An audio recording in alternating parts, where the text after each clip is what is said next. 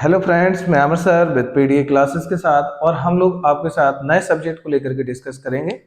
और नए सब्जेक्ट को लेकर के जो हम आपके साथ बात करने वाले हैं बहुत ही इम्पोर्टेंट सब्जेक्ट है। और हर एक एग्जाम की दृष्टि से अगर देखें तो इंडिया का ऐसा कोई भी एग्जाम शायद ही हो जिस एग्जाम में जीएस आता हो तो इस सब्जेक्ट से क्वेश्चन ना आते हो। हम बात कर रहे हैं भारतीय राज व्यवस्था मतलब इंडियन पॉलिटी की। और आज हम आपके साथ बेटा यहाँ जो डिस्कस करने जा रहे हैं मेरे वो आपके साथ डिस्कस करने जा रहे हैं इंडियन पॉलिटी का सिलेबस। आपको ये लग रहा होगा कि यहाँ जो सर ने सिलेबस लिखा है वो बहुत ही कम दिख रहा है, लेकिन मैं यहाँ बहुत सारी चीजें आपके साथ डिस्कस करूंगा। पहले हम लोग इसके पर्पस समझ लें, सिलेबस में क्या क्या करेंगे डिस्कस। सिलेबस में आपका स्टेट पीएससी मतलब एसपीएससी डिस्कस करने वाले हैं। इसके साथ यूपीएससी की भी बात करेंगे और जिसमें इसमें आपका सीडीएस और आपका एनडीए इन एग्जाम आ जाएंगे आपके। अगर जो बच्चे वनडे एग्जाम की तैयारी कर रहे हैं जैसे कि एसएससी में जितने भी आपके चाहे वो एमटीएस हो, चाहे वो आपका सीजीएल हो या फिर जीडी हो या फिर आपका सीपीयू एसआई हो, या फिर यहाँ पे अगर और बात करें या फिर आपके रेलवे एग्जाम की बात कर लूँ मैं या फिर स्टेट एग्जाम की बात कर लूँ, आपके जितने भी एग्जाम हैं उन सारे एग्जाम में ये सारे टॉपिक इंपोर्टेंट रहेंगे। और लेकिन यहाँ पे मैं जो टारगेट लेकर के चलूंगा आप लोगों के साथ बेटा मैं बता दूं कि यहाँ पे जो टारगेट लेके चलेंगे वो सारे एग्जाम का पॉइंट ऑफ व्यू है, लेकिन यहाँ सबसे ज्यादा जो होगा वो डिफेंस के एग्जाम और स्टेट के एग्जाम और पीएससी जो सिविल सर्विस है उनको लेकर के है। तो वही आज हम बात करें तो देखो स्टार्ट करते हैं। यहाँ देखो बेटा, इंडियन पॉलिटी को पढ़ने के लिए देखो मैं बता दूं बेटा, यहाँ कुछ चीजें आपको डिस्कस कर दूं मैं। भारतीय राजनीति या इंडियन पॉलिटी को पढ़ने की बहुत सारे टीचर्स, बहुत सारी बुक मार्केट में यूट्यूब पे लेक्चर अवेलेबल है, बहुत सारी चीजें हैं। लेकिन क्या रहता है कि जब हम किसी टॉपिक को पढ़ें तो हर एक टॉपिक के पीछे, हर एक चीज के पीछे कहानियां, स्टोरियां होती हैं। तो वो उन कहानियों पे हमें टाइम जाया नहीं करना है या इन स्टोरियों पे टाइम जाया नहीं करना है, क्योंकि हम सीधा आपके साथ डायरेक्ट बात करेंगे, टू द पॉइंट बात करेंगे। जो टू द पॉइंट है डायरेक्ट बात करना है, जो एग्जाम के हिसाब से ज़्यादा इम्पोर्टेंट है, जिससे डायरेक्ट क्वेश्चन आते हैं, उन चीज़ों की बात करेंगे। और जो इम्पोर्टेंट अगर स्टोरी या कहानी होगी उनकी ज़रूर हम आपके साथ चर्चा करेंगे। तो देखो यहाँ हम आपके साथ बात कर ले बेटा। सबसे पहले जब हम इंडियन पॉलिटी पढ़ेंगे तो जो अपना इंडियन पॉलिटी में इसका सिलेबस है, उसका पाठ्यक्रम है। तो यहाँ में पॉइंट ऑफ व्यू मेरा दोनों लैंग्वेज को लेकर के होगा, बाइलिंगुअल होगा, हिंदी और इंग्लिश। यहाँ देखो, यहाँ लिखा है भारत का संवैधानिक विकास। इसकी हम सीधी बात करें, ये यहाँ पे बात कर रहे हैं हिस्टोरिकल बैकग्राउंड की। हिस्टोरिकल बैकग्राउंड की, इसकी जो हिस्टोरिकल बैकग्राउंड है कि इतना लंबा जो आज आप इतिहास देखते हो, 395 अनुच्छेद और आपकी 12 अनुसूचियां और आपके 22 भाग। अगर वर्तमान की बात करूं तो 470 प्लस आर्टिकल अनुच्छेद हो चुके हैं और 22 आपके 25 हो चुके और आपकी अनुसूचियां 12 हैं, क्योंकि मूल संविधान में 8 अनुसूचियां थी, 395 अनुच्छेद थे और 22 भाग थे। लेकिन इतना लंबा जो एक हिस्ट्री आप देख रहे हैं कि इसका कॉन्स्टिट्यूशन डेवलपमेंट कैसे हुआ, इंडियन कॉन्स्टिट्यूशन का जो डेवलपमेंट है इसका विकास कैसे हुआ वो बात करेंगे, क्योंकि इसमें पूरे के पूरे रेगुलेटिंग एक्ट से लेके जितने भी एक्ट हुए इसमें दो पार्ट में पढ़ेंगे। संवैधानिक विकास, जब हम बात करेंगे संवैधानिक विकास की, थोड़ा ये देख लीजिए बेटा, यहाँ पे हम यहाँ पे थोड़ा जब संवैधानिक विकास की बात करेंगे, कॉन्स्टिट्यूशन डेवलपमेंट की, यहाँ पे कॉन्स्टिट्यूशन डेवलपमेंट की जब बात करेंगे तो इसको दो पार्ट में पढ़ेंगे। एक पढ़ेंगे यहाँ पे जो ब्रिटिश कंपनी थी, ईस्ट इंडिया कंपनी थी, ईस्ट इंडिया कंपनी EIC, जब इसने रूल्स बनाए तो ईस्ट इंडिया के रूल्स। और फिर यहाँ पे एक घटना घटी 1857 की क्रांति, 1857 रिवॉल्ट। इस समय सिनेरियो चेंज हो गया, क्योंकि उस समय क्या हुआ था बेटा कि ईस्ट इंडिया कंपनी का जो रूल्स एंड रेगुलेशन थे, जो इंडिया में जितने भी रूल्स एंड रेगुलेशन जितने बनाए, चाहे वो एडमिनिस्ट्रेशनरी को लेकर के हो या कानून व्यवस्था को लेकर के हो या मतलब जुडिशरी व्यवस्था को, जुडिशरी सिस्टम को लेकर के हो, न्याय व्यवस्था को लेकर के, वो सारे के सारे रूल्स रेगुलेशन ट्रेड को वो सब किसने बनाया? ईस्ट इंडिया कंपनी ने। फिर जब रिवॉल्ट हुआ 1857 की क्रांति का यहाँ पे, तो फिर यहाँ से सारी पावर छीन ली गई और सारी पावर को खत्म कर दिया गया और यहाँ के बाद फिर पावर जो आ जाती है वो आ जाती है किसकी, ब्रिटिश सरकार की, मतलब ब्रिटिश गवर्नमेंट की, सीधा कह सकते हैं। यहाँ पे सिस्टम आ गया किसका, राजा, किंग रूल आ गया। अब यहाँ पे किंग नहीं था, यहाँ पे क्वीन थी, तो इसलिए बोलते हैं क्वीन रूल, रानी का शासन। तो यहाँ पे पढ़ेंगे क्राउन रूल। तो यहाँ से फिर क्राउन रूल से आप पूरे एक यहाँ पे डिस्कशन करेंगे। जैसे यहाँ पे है 1773 के रेगुलेटिंग एक्ट से लेकर के आपका यहाँ पे आएगा 1853 का चार्टर एक्ट, यहाँ तक। यहाँ से फिर बेटा जो पूरा डिस्कस करेंगे ये खत्म होने के बाद यहाँ पे, क्योंकि यहाँ पे ईस्ट इंडिया कंपनी की पावर को क्या कर दिया, खत्म कर दिया, और फिर ब्रिटिश सरकार के हाथ में, मतलब यहाँ पे क्वीन के हाथ में सारी पावर चली गई। अब जो भारत के, इंडिया के जो टेरिटरी थी, भारत जो कंट्री स्टेट था, इस पे जो रूल आया किसका, ब्रिटिश गवर्नमेंट का। ब्रिटिश गवर्नमेंट मतलब इंडियन क्वीन का जब यहाँ पे रूल आया, तो यहाँ पे क्या होगा, यहाँ अच्छे से देखना है आपको। यहाँ पे स्टार्ट होता है 1858 का एक्ट आता है इंडियन का यहाँ पे, और इसी को बोला क्राउन रूल। इसको क्या बोला, क्राउन रूल, ताज का शासन, यहाँ पे नाम दिया गया क्राउन रूल, ताज का शासन। और फिर ऐसे करके यहाँ पढ़ेंगे 1947 तक, जब हमारा देश आजाद हो गया। तो यहाँ पे वो सारी बातें डिस्कस करेंगे कि कॉन्स्टिट्यूशन डेवलपमेंट में। तो इसमें ये पढ़ेंगे, इनमें बहुत अच्छे से एक एक चीज को डिस्कस करके पढ़ते चले जाएंगे, एक एक चीज हम यहाँ पे बहुत अच्छे से बात करते चले जाएंगे। चलो कुछ और हम बात कर ले यहाँ पे। फिर आता है प्रियम्बल। प्रियम्बल की बात आती है। प्रियम्बल मतलब होता है, इसको बोल सकते हैं इंट्रो ऑफ द कॉन्स्टिट्यूशन, मतलब कि आपका बोल सकते हैं संविधान का, ये बोल सकते हैं क्या है, आईडी कार्ड है, ये आपका इंट्रो है। अगर किसी को भारतीय संविधान को समझना है तो इंडियन जो प्रेम्बल है, इंडियन जो आपकी प्रस्तावना है, उसको समझ लें। इसी को प्रस्तावना बोलते हैं, उद्देश्य का कहते हैं। जैसे एक बुक की, जैसे आपको भारतीय संविधान पढ़ाने से पहले, सब्जेक्ट को स्टार्ट करने से पहले आप उसका सिलेबस देखोगे, उस चीज को समझोगे अच्छे से, उसी प्रकार से समझने से पहले इंडियन कॉन्स्टिट्यूशन को आपको सबसे पहले उसका सिलेबस समझना पड़ता है। उसी प्रकार इंडियन कॉन्स्टिट्यूशन को समझने से पहले, या उस कॉन्स्टिट्यूशन में कितने चैप्टर, क्या क्या टॉपिक पे बात की गई, तो आपको बेटा क्या समझना पड़ेगा, प्रीएम्बल। ये जिसने समझ लिया तो वो इंडियन कॉन्स्टिट्यूशन को, उसकी एक जो समरी होती है वो समझ में आ जाएगी। ये समझने के बाद कि प्रीएम्बल क्या है, इंडियन कॉन्स्टिट्यूशन का पर्पज का क्या था प्रीएम्बल के अकॉर्डिंग, तो ये सब बातें करेंगे। इसे बोलते हैं इंट्रोडक्शन ऑफ द कॉन्स्टिट्यूशन। बात आती है संघ और उसके राज्य क्षेत्र, यूनियन एंड इट्स टेरिटरी। समझेंगे कि भारत में कितने राज्य हैं और कैसे ये राज्यों का सफर तय हुआ, क्योंकि जब देश आजाद हुआ था उस समय 552 रियासतें थी। कितने स्टेट थे, 552। ये बात है 1947 की। तो 1947 में 552 रियासतें थी, और इन सब रियासतों को, स्टेटों को कैसे एक मंच पे लाए।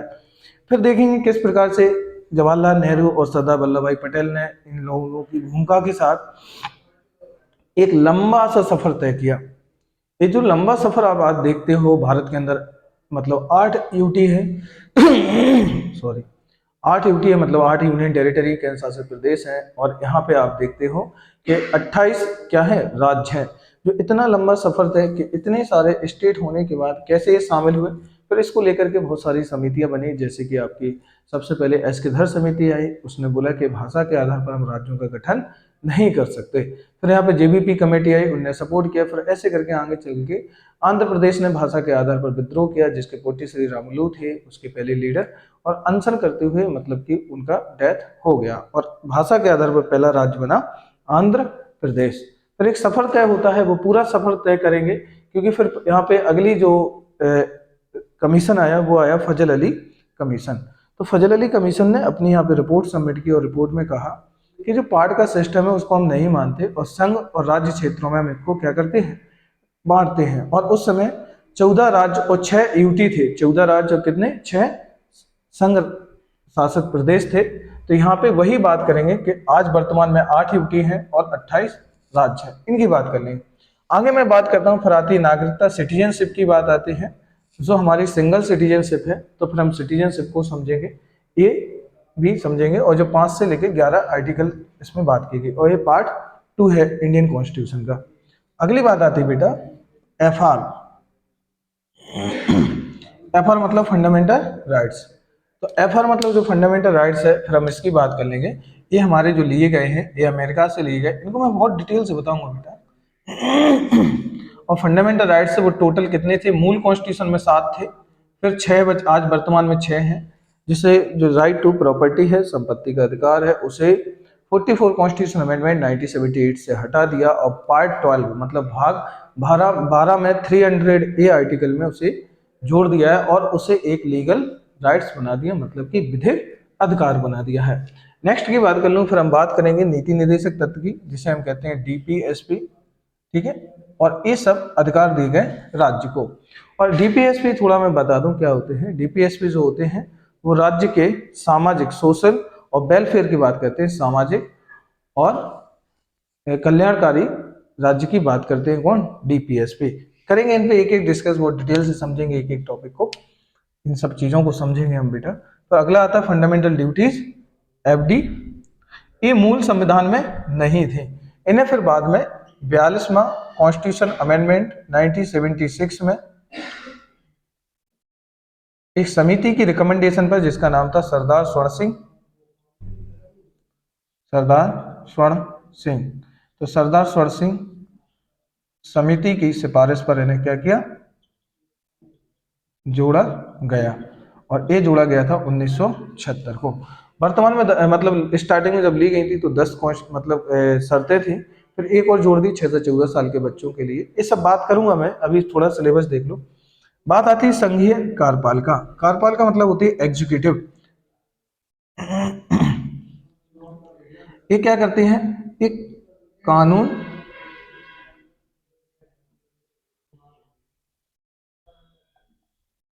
को लागू करवाती है, लागू करवाना, तो कानून का लागू करवाना, तो लॉ इम्प्लीमेंट करती है। जैसे कि हमारी जो संविधान है, संविधान के 3 भाग हैं। अगर मैं बेसिकली बताऊं बेटा आपको, कॉन्स्टिट्यूशन है उसके 3 पार्ट हैं, और 3 पार्ट में जैसे अगर बात करूं 3 पिलर है, स्तंभ है 3। जैसे पहले विधायिका आएगी, लेजिस्लेटिव बोलेंगे, और फिर एक इसमें कार्यपालिका आएगी, जैसे एग्जीक्यूटिव आएगी, एक आपकी क्या आएगी, न्यायपालिका। इसी के में एक यूनियन की आएगी और एक स्टेट की। तो एक तरफ यूनियन मतलब संघ सरकार, और एक तरफ स्टेट गवर्नमेंट मतलब कि राज्य सरकार। उसी प्रकार कार्यपालिका, न्यायपालिका, उसी प्रकार सुप्रीम कोर्ट आएगा, और फिर आएगा हाई कोर्ट, और फिर आएगा डिस्ट्रिक्ट कोर्ट, डीसी। तो ऐसे करके पूरा एक इसका स्ट्रक्चर है, तो इसकी भी हम बात करेंगे बहुत डिटेल के साथ, ठीक है। आगे आते हैं, जैसे ये एग्जीक्यूटिव है, तो एग्जीक्यूटिव का काम होता है क्या, कानून को लागू करवाना, लॉ इम्प्लीमेंट करना है। फिर बात करता हूँ विधायिका की। विधायिका का मतलब होगा कानून, making of the constitution, making of the sorry law, कानून का बनाना। तो इसी टॉपिक में पूरी संसद पढ़ेंगे, लोकसभा वगैरह पढ़ेंगे, राज्यसभा पढ़ेंगे, वो इसी पार्ट के अंतर्गत आएंगे। जिस प्रकार हम यहाँ पे पढ़ेंगे सेंट्रल की लेजिस्लेटिव और सेंट्रल का एग्जीक्यूटिव, उसी प्रकार स्टेट की, राज्य की क्या पढ़ेंगे, विधायिका, जिसमें विधानसभा, सीएम वगैरह आ जाएगा पूरा। कार्यपालिका जो कानून को क्या करती है, इंप्लीमेंट करती है, इसी में राज्यपाल वगैरह आ जाएगा पूरा इसमें कंप्लीट। फिर आता है स्थानीय स्वशासन, इसमें पढ़ेंगे लोकल सेल्फ गवर्नमेंट, जिसमें आपका बेटा ग्राम पंचायत, ग्राम पंचायत पढ़ेंगे, ये वाला देखेंगे बहुत डिटेल से। और इसी में देखेंगे आपका नगर पालिका, तो ग्राम पंचायत और क्या देखेंगे, नगर पालिका, ये दोनों पॉइंट देखेंगे हम यहाँ। तो स्थानीय स्वशासन पढ़ेंगे, एक एक चीज देखेंगे, किसने दिया, कौन से पार्ट में है, क्या क्या व्यवस्थाएं की गई है, वो सब। अगले टॉपिक आता है बेटा आपका इंडियन न्यायपालिका, जिसे भारतीय न्यायपालिका जिसे कहते हैं जुडिशरी। जुडिशरी देखेंगे, जिसमें सबसे टॉप पे हम सुप्रीम कोर्ट पढ़ेंगे, इसके बाद फिर बेटा हाई कोर्ट देखेंगे, फिर यहाँ पे नीचे डिस्ट्रिक्ट कोर्ट देखेंगे, और जितने भी और नीचे डिस्ट्रिक्ट कोर्ट के, जैसे कि सेशन कोर्ट है, डिस्ट्रिक्ट कोर्ट है, मुंसिफ कोर्ट है, ये सब हम इसमें पढ़ लेंगे। इन सब के आर्टिकल पढ़ेंगे सारे, तो पढ़ना वही है जो इम्पोर्टेंट है, बाकी सारी स्टोरियाँ इतनी सारी हैं कि टॉपिक फिर बहुत सारे हैं, जितना आपको एग्जाम पॉइंट ऑफ व्यू से इम्पोर्टेंट है। ये सिलेबस आपका जितने भी एग्जाम है उतने आपका 90 से 95% आपका सिलेबस कवर करेगा, और दो चार टॉपिक इधर उधर हो गए, वो हम कवर करवा दूंगा मैं आपको। बात आती है संघ और राज्यों की मध्य संबंध, मतलब रिलेशन, सेंट्रल और स्टेट की क्या संबंध होंगे, जिसमें कि एग्जीक्यूटिव संबंध देखेंगे, आपके लेजिस्लेटिव रिलेशन मतलब जिसे हम कहेंगे विधायी संबंध क्या है, कार्यपालिक संबंध क्या है, और एडमिनिस्ट्रेशन संबंध क्या है, मतलब कि प्रशासनिक संबंध क्या है, एडमिनिस्ट्रेशन रिलेशन क्या है, इस सब की बात हम यहाँ कर लेंगे। बात आती है संघ और राज्यों के अधीन सेवा। अधीन सेवा का मतलब यहाँ पढ़ेंगे बेटा यूपीएससी के बारे में, एसपीएससी के बारे में, मतलब यहाँ पे सिविल सर्विस के बारे में पढ़ेंगे। यूपीएससी क्या होता है, कॉन्स्टिट्यूशन बॉडी है, आर्टिकल कौन सा है, किसके तहत कर्मचारी आते हैं, सब बात करेंगे। अगला आता है निर्वाचन आयोग, जिसमें कहेंगे ECI, election commission of India, तो इसमें ये पढ़ लेंगे। फिर लिखा है कुछ वर्गों के लिए विशेष प्रावधान, special provision some classes, some certain classes, इसमें जैसे आ जाएगा स्पेशल बेटा एससी आ जाएगा, एसटी आ जाएगा और ओबीसी और भी है, तो ये सब चीजें इसमें हम पढ़ने वाले हैं।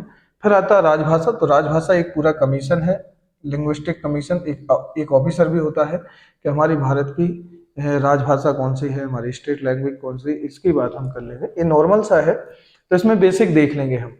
तो राजभाषा पढ़ेंगे, इसमें नॉर्मल तरीके से आ जाएगा। जैसे हमने मान्यता जो दी है हमारी संसद ने, वो हिंदी और प्लस इंग्लिश दोनों लैंग्वेज को दी है मान्यता, ठीक है। बाकी कोई ऐसा पर्टिकुलर लैंग्वेज नहीं है, कंट्री की नेशनल लैंग्वेज नहीं है।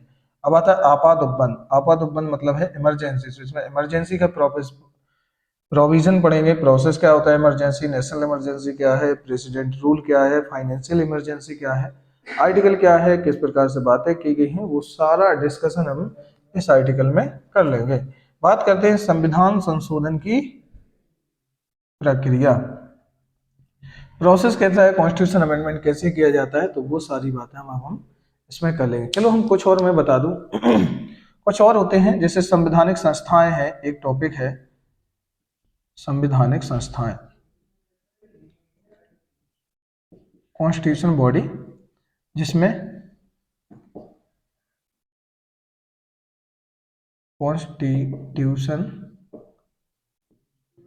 बॉडी ये पढ़ेंगे, और एक आएगा नॉन कॉन्स्टिट्यूशन बॉडी, तो ये पढ़ना है हमें, ये दो बॉडी इनको बारे में पढ़ना है, क्योंकि इनके भी एग्जाम पॉइंट ऑफ व्यू से बहुत क्वेश्चन आते हैं बेटा। अब कॉन्स्टिट्यूशन बॉडी क्या है, नॉन कॉन्स्टिट्यूशन बॉडी क्या है, मैं थोड़ा सा बता दूं, दो चार, वो सब डिटेल्स हम इनको पढ़ेंगे तो वहां पे हम डिस्कशन कर लेंगे। कॉन्स्टिट्यूशन नॉन कॉन्स्टिट्यूशन बॉडी क्या होती है, कॉन्स्टिट्यूशन बॉडी वे बॉडी या वे संस्थाएं जिनका जिक्र संविधान जब बना उनके साथ ही कर दिया गया था, जब उनको स्पेशल कोई आर्टिकल दिया गया है, स्पेशल कोई पार्ट दिया गया है, या फिर स्पेशल उनको राइट्स दे के रखे हैं। वे बॉडी जिनको स्पेशल कॉन्स्टिट्यूशन में मान्यता दे के रखे हैं, स्पेशल राइट्स दे के रखे हैं, स्पेशल अधिकार, तो उनको कहते हैं कॉन्स्टिट्यूशन या संवैधानिक संस्था है। नॉन कॉन्स्टिट्यूशन बॉडी वे बॉडी जिनका संविधान में कोई मान्यता नहीं दी, लेकिन समय के अनुसार या तो उन्हें कानून बनाकर या एक्ट बनाकर उन्हें संस्था दिया गया है और उनको मान्यता दी गई है, तो इस प्रकार से या फिर उनको समय के अकॉर्डिंग जब जरूरत पड़ी तो संसद ने कानून बनाया, और कानून बना के जब उसे इम्प्लीमेंट किया तो स्पेशल कोई एक्ट दे दिया गया है। जैसे मैं यहाँ पे कुछ बात कर लूँ, कॉन्स्टिट्यूशन, जैसे यहाँ पे यूपीएससी आ जाएगा आपका कॉन्स्टिट्यूशन बॉडी है, जैसे आपका यहाँ पे एसपीएससी है, ईसीआई है, ठीक है, और भी सारी जितनी भी कॉन्स्टिट्यूशन बॉडी है वो सब यहाँ पे आ जाएंगे, यूपीएससी, एसपीएससी, ईसीआई है आपका, इतनी सारी कॉन्स्टिट्यूशन बॉडियां हैं वो सब इसमें ठीक है। हाँ, कैग वगैरह है, बहुत सारी आ जाती है, ये सब जब मैं लिस्ट बनवाऊंगा तो वो आ जाएगी। अब नॉन कॉन्स्टिट्यूशन बॉडी में क्या आएगा, नॉन कॉन्स्टिट्यूशन वो बॉडी जब इन्हें समय के अकॉर्डिंग जरूरत पड़ी या जिसे हमने समय के अनुसार बनाया या एक्ट के माध्यम से बनाया, जैसे कि एनजीटी स्पेशली ग्रीन ट्रिब्यूनल्स है, पर्यावरण के लिए बनाया गया था। जैसे कि आपका क्या आएगा, वुमेन कमीशन, वुमेन